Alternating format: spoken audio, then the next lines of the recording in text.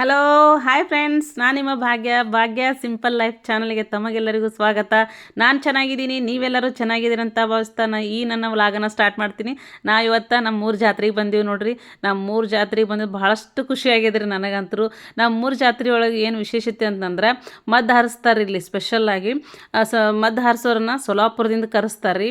ಸುಮಾರು 3 ಲಕ್ಷ ರೂಪಾಯಿದಷ್ಟು ಮದ್ದನ್ನು ನಮ್ಮ ಜಾತ್ರೆ ಒಳಗೆ ಹಾರಿಸ್ಯಾರ ರೀ. ಈ ಜಾತ್ರೆಗೆ ಬಂದಿದ್ದರಿಂದ ನಮಗೆಲ್ಲರೂ ಭೇಟಿ ಆಗ್ತಾರೆ ರೀ. ಕಾಮನ್ ಆಗಿ ನಾವು ಹೋಗುವಾಗ ಊರಿಗೆ ಬರ್ತಿರ್ತೀವಿ, ಆದರೆ ಜಾತ್ರೆ ಅಂತಂದ್ರೆ ಎಲ್ಲರೂ ಬಂದಿರ್ತಾರಲ್ರಿ. ಹಿಂಗಾಗಿ ಎಲ್ಲರೂ ನಾವು ಭೇಟಿ ಆಗ್ತೀವಿ. ಎಲ್ಲ ಒಬ್ರಿಗೊಬ್ರು ಮಾತಾಡೋದು ಭಾಳಷ್ಟು ಖುಷಿ ಅನಿಸ್ತದೆ. ನಮ್ಮ ಮಕ್ಕಳು ಕೂಡ ಭಾಳಷ್ಟು ಎಂಜಾಯ್ ಮಾಡಿದ್ರಿ.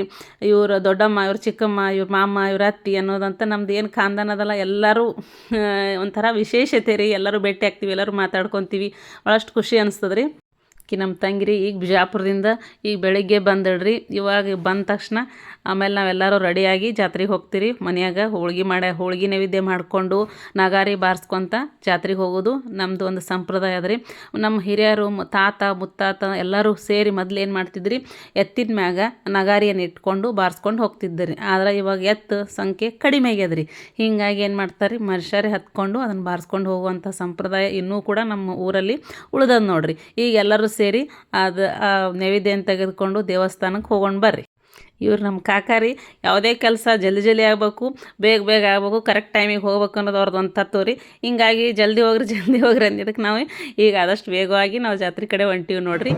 ಈಗ ನೋಡ್ರಿ ಎಲ್ಲರೂ ಅಲ್ಲಿ ನಗಾರಿ ಅದು ನೋಡ್ರಿ, ಇದಕ್ಕೆ ನಾವು ನಗಾರಿ ಅಂತ ಕರೀತಾರೆ ರೀ. ಇದನ್ನು ಬಾರಿಸ್ಕೊತ ನಾವು ದೇವಸ್ಥಾನದ ಕಡೆಗೆ ಹೊಂಟೀವಿ ನೋಡ್ರಿ.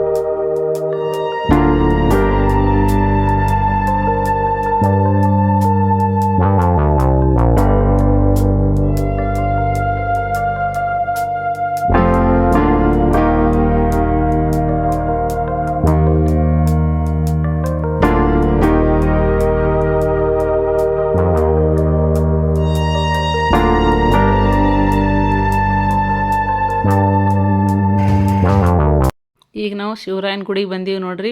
ಈ ಶಿವರಾಯ ರೀ, ಈ ಕಡೆ ಗಂಗಾವರಿ, ಈ ಕಡೆ ಗೌರವ್ರಿ. ಈ ದೇವಸ್ಥಾನ ತುಂಬಾ ಫೇಮಸ್ ಅದ್ರಿ ನಮ್ಮ ಊರಾಗ. ನಾವು ಏನಾದರೂ ಒಳ್ಳೆಯ ಮನಸ್ಸಿನಿಂದ ಈ ದೇವಸ್ಥಾನದಲ್ಲಿ ಬೇಡ್ಕೊಂಡ್ರೆ ಒಳ್ಳೆಯದೇ ಆಗ್ತದ್ರಿ.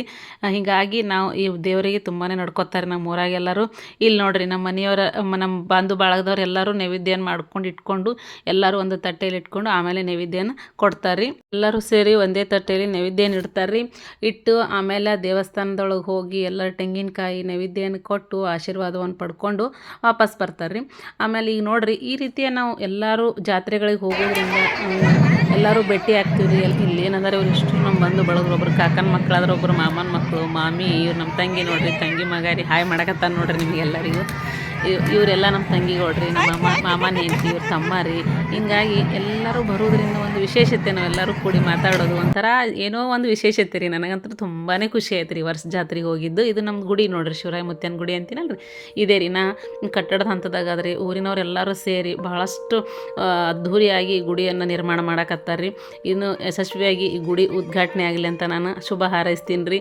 ಇವಾಗ ನೋಡ್ರಿ ನೈವೇದ್ಯ ಎಲ್ಲ ಮುಗಿಸ್ಕೊಂಡು ಎಲ್ಲರನ್ನ ಮನೆ ಕಡೆ ಹೊಂಟಿವ್ರಿ. ಇಲ್ಲಿ ನಡುವೆ ಸಾಯಂಕಾಲ ರಥೋತ್ಸವ ಆದ್ರಿ, ತೇರ ಎಳಿತಾರೆ. ಹೀಗಾಗಿ ರಥನೂ ಕೂಡ ಶೃಂಗಾರ ಮಾಡ್ಯಾರ ಈಗ ಆಲ್ರೆಡಿ. ನಮ್ಮ ಊರಿನ ಮಧ್ಯಭಾಗದಲ್ಲಿರುವ ಮಠ ರೀ ಇದು. ಗುರುಸಿದ್ಧ ಮುತ್ಯ ಹಾಗೂ ಶಿವಾನಂದ ಮುತ್ಯ ಎನ್ನುವ ಇಬ್ಬರು ಗುರುಗಳ ಮೂರ್ತಿಗಳದಾವ್ರಿ. ಇವು ಬಹಳಷ್ಟು ಫೇಮಸ್ ಆತ್ರಿ ನಮ್ಮ ಮಠ ರೀ. ಸೊನ್ನೋದ್ ಮಠಕ್ಕೆ ನಮ್ಮ ಊರಿನ ಮಠಕ್ಕೆ ಅವಿನಾಭಾವ ಸಂಬಂಧ ಅದ್ರಿ. ಈ ಶಿವಾನಂದ ಮುತ್ಯಾರ್ದ ಕಥೆಗಳನ್ನು ನಮ್ಮ ತಾತಾರು ಹೇಳ್ತಿದ್ದರಿ.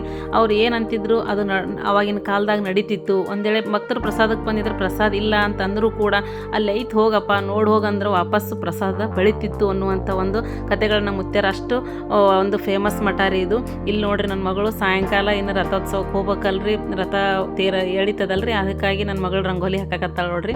ಈಗ ನೋಡ್ರಿ ನಾವು ರಥ ಎಳೆಯುವಂಥ ಟೈಮ್ ಆಗೈತಿ. ನಾವು ನಮ್ಮ ಮನೆಯಿಂದ ನಮ್ಮ ತಮ್ಮನೇ ಹೆಂಡ್ತಿ, ನಮ್ಮ ತಂಗಿ, ನಾವು, ನಮ್ಮ ಮಕ್ಕಳು, ನಮ್ಮ ಮನೆಯವ್ರು ಎಲ್ಲರೂ ಸೇರಿಕೊಂಡು ರಥ ಬರುವುದಕ್ಕಾಗಿ ನಾವು ಕಾಯಕತ್ತೀವಿ ನೋಡ್ರಿ. ಇವಾಗ ಪೊಲೀಸ್ ಬಂದೋಬಸ್ತ್ ಕೂಡ ನಡೆಯಕತ್ತದ ನೋಡ್ರಿ. ಕೆಲಸದ ಒತ್ತಡದಲ್ಲಿ ನಮ್ಮೂರ ಜಾತ್ರೆಗೆ ಸುಮಾರು 16 ವರ್ಷಗಳ ಕಾಲ ನಾನು ಬಂದಿರಲಿಲ್ಲ ರೀ. ಇವಾಗ ಬಂದಿದ್ದು ಮಾತ್ರ ತುಂಬಾ ಖುಷಿ ಆಯ್ತು ರೀ. 16 ವರ್ಷ ನಮ್ಮ ಊರ ಜಾತ್ರೆ ಮಿಸ್ ಮಾಡ್ಕೊಂಡಿನಲ್ಲ ಅಂತ ಅನಿಸ್ಬಿಡ್ತೀರಿ ನನಗಂತೂ. ನನ್ನ ಮಕ್ಕಳಂತರೂ ಈ ಜಾತ್ರೆಗೆ ಬಂದು ತುಂಬಾ ಖುಷಿಪಟ್ಟರು ನೋಡ್ರಿ. ಎಲ್ಲರ ಜೊತೆ ಬೆರೆತಿರ್ರಿ, ಎಲ್ಲರ ಜೊತೆ ಆಡಿದರು, ಕೂಡಿದರು, ಮತ್ತು ಎಲ್ಲರ ಜೊತೆ ಹೊಂದಾಣಿಕೆ ಗುಣವನ್ನು ಬೆಳೆಸ್ಕೊಂಡ್ರು. ಇವ್ರು ನಮ್ಮವರು, ಇವರ ಮಾಮ, ಇವ್ರ ಆಂಟಿ, ಇವ್ರ ಅಂಕಲ್ ಎಲ್ಲರೂ ಪುನಃ ಮಾಡ್ಕೊಂಡ್ರಿ. ಈ ಥರ ಈ ರೀತಿ ಮಕ್ಕಳನ್ನು ನಾವು ಯಾವುದೇ ರೀತಿ ಜಾತ್ರೆಗಳಿಗೆ ಹೊರಗೆ ಕರ್ಕೊಂಡು ಹೋಗೋದ್ರಿಂದ ಬೆರೆಯುವಂಥ ಒಂದು ಗುಣವನ್ನು ಕರ್ಕೊತಾರೆ ನೋಡ್ರಿ. ಈಗ ಬರ್ರಿ ದೇವ್ರ ದರ್ಶನ ಪಡ್ಕೊಳ್ಳೋದು.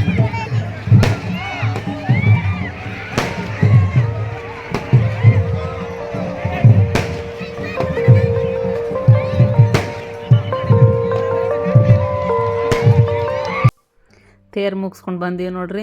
ಎಲ್ಲರೂ ಚಂತನ ಜಾತ್ರೆಯಾಗಿ ತಿರುಗಾಡಿ ಆ ಕಡೆ ಈ ಕಡೆ ಓಡಾಡಿ ಸುಸ್ತಾಗಿತ್ತಲ್ರಿ. ಎಲ್ಲ ಹುಡುಗರು ತೊಗೊಂಡು ತಣ್ಣ ಕುಂತು ಬಿಟ್ಟಿವಿ ನೋಡ್ರಿ. ನನ್ನ ಸಣ್ಣ ಮಗಳು ನೋಡ್ರಿ ತುಂಬಾ ಕಿಡಿಬಿಡಿ ರೀಕಿ. ಆ ಮಕ್ಕಳಂದ್ರೆ ತುಂಬಾ ಇಷ್ಟ ರೀ ಆಕಿಗೆ. ತನಗೆ ಎತ್ಕೊಳಕ್ಕೆ ಆಗಲ್ಲ ಅಂದರೂ ಅವ್ನು ಎತ್ಕೊಳಕ್ಕೆ ಹೋಗತ್ತ ನಮ್ಮ ತಮ್ಮನ ಮಗನ. ಎಲ್ಲಿ ಬೀಳಿಸ್ತಾಳೆ ಅಂತೇಳಿ ಅಷ್ಟು ಹೇಳಿದ್ರು ಆಕಿ ಕೇಳಲ್ರಿ. ಆದರೂ ತನ್ನ ಕಾಯಕತ್ತ ಮಾಡ್ತಾಳ್ರಿ ಈಕಿ.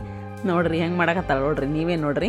ಅವ್ನು ಕೊಡ್ಲಿಕ್ಕಂದ್ರೆ ನಡಿ ಮಮ್ಮಿ ನಮ್ಮ ಊರಿಗೆ ಹೋಗಮ್ಮ ಅಂತೇಳಿ ಜಗಳ ತೆಗಿತಾಳೆ. ಆಮೇಲೆ ಸೆಟ್ಕೊಂಡು ಕೊಡ್ತಾಳ್ರಿ. ಹಿಂಗಾಗಿ ಅವ್ನು ನಮ್ಮ ಊರಿಗೆ ಕರ್ಕೊಂಡು ಹೋಗೋಣ ಅಂತೇಳಿ ತಂದ ನಂತರ ಅವ್ನು ಒಯ್ದಾರ ಪಪ್ಪನ ಕಾಯ ಕೊಟ್ಟಾಡ್ರಿ ಈಕಿ. ಜಾತ್ರೆಯಿಂದ ಜೀಪ್ ತಂದಾರ ನೋಡ್ರಿ ಇವರು. ಜೀಪ್ ಹೆಂಗೆ ಆಡಕತ್ತಾರ ನೋಡ್ರಿ. ಮಕ್ಳಿಗೆ ಜಾತ್ರೆ ಅಂದ್ರೆ ಮೇನ್ ಅಂತಂದ್ರೆ ಅವ್ರ ಗಾಡಿ ಅವ್ರು ಏನು ಬಿಡ್ತಾರೆ ಅದನ್ನೆಲ್ಲ ಕೊಡಿಸ್ಬೇಕ್ರಿ. ಅಂದ್ರೆ ಅವ್ರಿಗೆ ಜಾತ್ರೆ, ಇಲ್ಲಾಂದ್ರೆ ಜಾತ್ರೆ ಆಗಲ್ರಿ ಅದು. ಹಳ್ಳಿ ಜೀವನ ಹೆಂಗಿರ್ತದೆ ಅನ್ನೋದನ್ನು ನಮ್ಮ ಮಕ್ಕಳಿಗೆ ಬಾಯಲ್ಲಿ ಹೇಳಿದ್ರೆ ಗೊತ್ತಾಗೋದಲ್ಲ ರೀ. ಅಲ್ಲಿ ಹೋಗಿ ನಾವು ಕರ್ಕೊಂಡು ಹೋದಾಗ ಅದರ ಅನುಭವ ಆಗ್ತದೆ ನೋಡ್ರಿ. ಈಗ ನಮ್ಮ ಮಕ್ಕಳು ಇಲ್ಲಿ ಆಕಳ ನೋಡಿ ತುಂಬಾ ಖುಷಿ ಪಟ್ರಿ. ಮಮ್ಮಿ ಹೆಂಗೆ ಅದಾವಲ್ಲ ಇವು ಆಕಳ, ಹೆಂಗೆ ತಿಂತಾವಲ್ಲ, ಇದೇ ತಿಂತಾವು ಅದು ಹೆಂಗೆ ಅನ್ಕೊಂತ ಬಹಳಷ್ಟು ಖುಷಿ ಪಟ್ರಿ ಅವರು. ಮಧ್ಯಾಹ್ನದಿಂದ ನಾವು ಜಾತ್ರೆಗೆ ಬಂದೀವಿ ರೀ. ಪರಾಳ ಹಾಕ್ಸ್ಕೋಬೇಕು ಅಥವಾ ಮತ್ತು ಏನು ಬೇಕಾದರೂ ತೊಗೋಬೇಕಂತ ಹೇಳಿ ಬಂದೀವಿ ರೀ. ನಮ್ಮ ತಮ್ಮನ ಬಗಾರಿ ತುಂಬಾ ಕ್ಯೂಟ್ ಅದ್ರಿ ಇದು ಪಾಪು. ನಮ್ಮ ಉತ್ತರ ಕರ್ನಾಟಕದಾಗ ಜಾತ್ರೆಗೆ ಬಂದಿದ್ರಂದ್ರೆ ಹೆಣ್ಮಕ್ಳಿಗೆ ಬಳೆ ಹಾಕ್ಸಿ ಪರಾಳ ಹಾಕಿ ಕಳಿಸುವಂಥ ಒಂದು ಪದ್ಧತಿ ಅದ್ರಿ. ಹೀಗಾಗಿ ನಮಗೂ ಕೂಡ ಬಳೆ ಹಾಕ್ಸಿ ಪರಾಳ ಹಾಕ್ಸಿ ಕಳಿಸಿದ್ರಿ. ರಾತ್ರಿ ಮಕ್ಕಳನ್ನೆಲ್ಲ ಕರ್ಕೊಂಡು ಕೆಲವು ಆಟ ಆಡ್ಸ್ಕೊಂಡು ಕರ್ಕೊಂಡು ಹೋಗ್ಬೇಕಂತ ಬಂದೀವಿ ನೋಡ್ರಿ. ಇಲ್ಲಿ ಕಾರ್ ಆಟ ಆಡಿಸ್ತೀವಿ ರೀ ಮಕ್ಕಳಿಗೆ. ಆಮೇಲೆ ಜಿಗ್ಜಾಗ್ ಅನ್ನೋ ಅಂಥದ್ದು ಒಂದು ಆಟನೂ ಇತ್ತು ರೀ. ನನಗಂತ್ರ ಆಡಂಗಿಲ್ಲ ಅಂತ ಹೇಳಿ ನಾವು ಟ್ರೈನ್ನಾಗ ಮಕ್ಕಳ ಜೊತೆ ಕುಂತಿದ್ದೀವಿ ರೀ. ಎಲ್ಲರೂ ಕೂಡಿ ತುಂಬಾ ಎಂಜಾಯ್ ಮಾಡಿದ್ದೀವಿ ರೀ. ನಮ್ಮ ಊರಾಗ ಸುಮಾರು 5 ದಿನಗಳ ಕಾಲ ಜಾತ್ರೆ ನಡೀತದೆ ರೀ. ಇದು ಕೊನೆಯ ದಿನದ ಜಾತ್ರೆ ರೀ.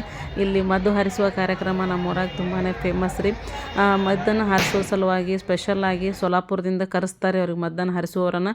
ಸುಮಾರು 3 ಲಕ್ಷ ರೂಪಾಯಿದಷ್ಟು ಮದ್ದನ್ನು ನಮ್ಮ ಊರಾಗ ಹಾರಿಸ್ಯಾರ ರೀ. ನೋಡಿರಿ ನೀವು ಎಷ್ಟು ಚೆನ್ನಾಗಿ ಹಾರಿಸ್ತಾಗತ್ತಾರೆ ನೋಡಿರಿ.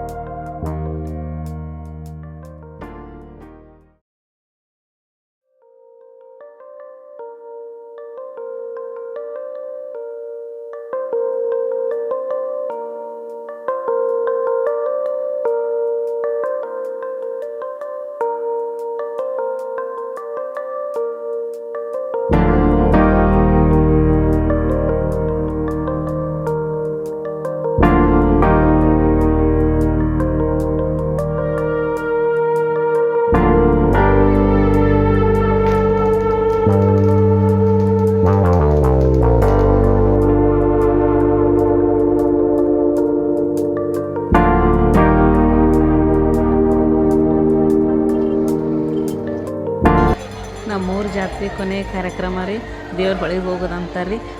ನಮ್ಮ ಊರಿನ ಮಧ್ಯಭಾಗದಾಗ ರೀ ಒಂದು ಬಾವಿ ಅದ ರೀ, ಅದಕ್ಕೆ ಊರು ಮುಂದಿನ ಬಾವಿ ಅಂತೇಳಿ ಕರೀತಾರೆ ರೀ.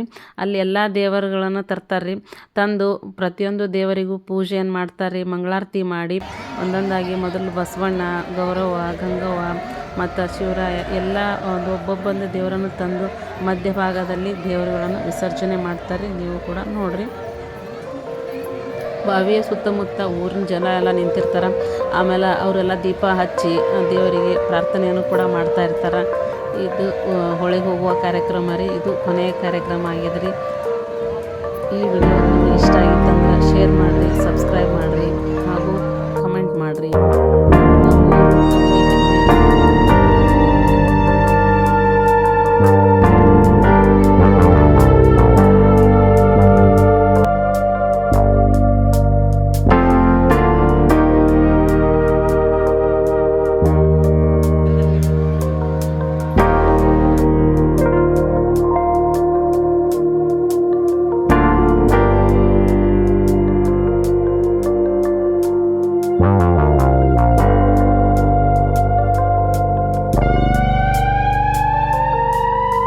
ಸುಮಾರು 16 ವರ್ಷಗಳ ನಂತರ ನಮ್ಮೂರಿಗೆ ಬಂದು ನಾನು ಜಾತ್ರೆ ಮಾಡಿದ್ದು ನನಗೆ ತುಂಬಾ ಖುಷಿ ಕೊಟ್ಟದ್ರಿ. ಈ ವಿಡಿಯೋ ನೋಡಿದಂಥ ನಿಮಗೂ ಕೂಡ ಈ ವಿಡಿಯೋ ತುಂಬಾ ಇಷ್ಟ ಆಗಿರ್ಬೋದು ಅಂತ ಭಾವಿಸ್ತಾ ಈ ವಿಡಿಯೋನ ನಾನು ಇಲ್ಲಿಗೆ ಎಂಡ್ ಮಾಡ್ತೀನಿ ರೀ. ಮತ್ತು ನೆಕ್ಸ್ಟ್ ವಿಡಿಯೋದಾಗ ಭೇಟಿ ಆಗೋಣ್ರಿ. ನನ್ನ ಚಾನಲ್ ನಿಮ್ಗೆ ಇಷ್ಟ ಆದರೆ ಸಬ್ಸ್ಕ್ರೈಬ್ ಮಾಡಿರಿ. ಓಕೆ, ಬಾಯ್.